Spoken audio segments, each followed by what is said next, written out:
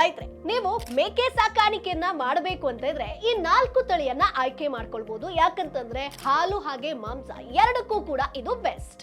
ಮೊದಲನೇದಾಗಿ ಜಮುನಾಪರಿ ತಳಿ. ಜಮುನಾಪರಿ ಮೇಕೆ ತಳಿ ವ್ಯಾಪಾರಕ್ಕೆ ತುಂಬಾ ಒಳ್ಳೆಯದು. ಯಾಕಂತಂದ್ರೆ ಇದು ಕಡಿಮೆ ಮೇವಿನಿಂದಲೂ ಹೆಚ್ಚು ಹಾಲನ್ನ ನೀಡುತ್ತೆ. ದಿನಕ್ಕೆ 2 ರಿಂದ 3 ಲೀಟರ್ ಹಾಲನ್ನ ನೀಡುವಂತದ್ದು. ಜೊತೆಗೆ ಹಾಲು ಆಗಿರ್ಬೋದು, ಮಾಂಸದಲ್ಲಿ ಹೆಚ್ಚಿನ ಪ್ರೋಟೀನ್ ಇರೋದ್ರಿಂದ ಈ ತಳಿಯ ಮೇಕೆಗೆ ಮಾರುಕಟ್ಟೆಯಲ್ಲಿ ಸಿಕ್ಕಾಪಟ್ಟೆ ಬೇಡಿಕೆ ಇದೆ. ಅಂಡ್ ಈ ತಳಿಯ ಮೇಕೆಯ ಬೆಲೆ ನೋಡೋದಾದ್ರೆ 10 ರಿಂದ 15 ಸಾವಿರ ರೂಪಾಯಿ.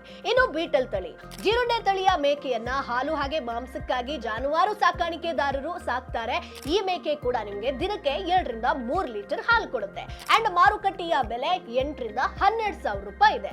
ಇನ್ನು ಸಿರೋಹಿ ತಳಿ. ಸಿರೋಹಿ ತಳಿಯ ಮೇಕೆಯನ್ನ ಹೆಚ್ಚಿನ ಜಾನುವಾರು ಸಾಕಾಣಿಕೆದಾರರು ಸಾಕ್ತಾರೆ. ಯಾಕಂತಂದ್ರೆ ಈ ಮೇಕೆ ಬಹಳ ವೇಗವಾಗಿ ಬೆಳೆಯುತ್ತೆ. ಜೊತೆಗೆ ಇದರ ಮಾಂಸಕ್ಕೆ ಮಾರುಕಟ್ಟೆಯಲ್ಲಿ ಒಳ್ಳೆ ಬೇಡಿಕೆ ಇದೆ. ಅಂಡ್ ಅತ್ಯಧಿಕ ಹಾಲಿನ ಸಾಮರ್ಥ್ಯವನ್ನ ಕೂಡ ಹೊಂದಿರುವಂತದ್ದು. ಇನ್ನು ಕೊನೆಯದಾಗಿ ಉಸ್ಮಾನಾಬಾದಿ ತಳಿ.